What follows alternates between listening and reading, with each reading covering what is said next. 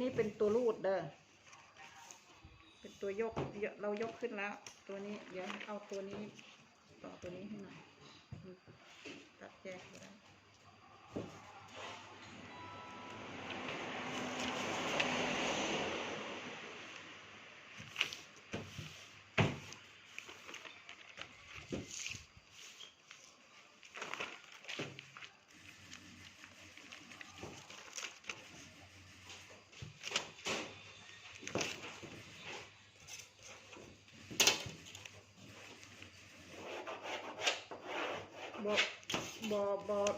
บ่โค้งหลายติ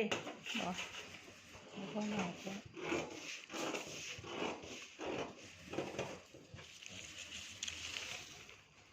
ตัวนี้กุ้นเด้อตัวนี้รูดกุ้นให้ได้แขนเจ้ามีเท่าใด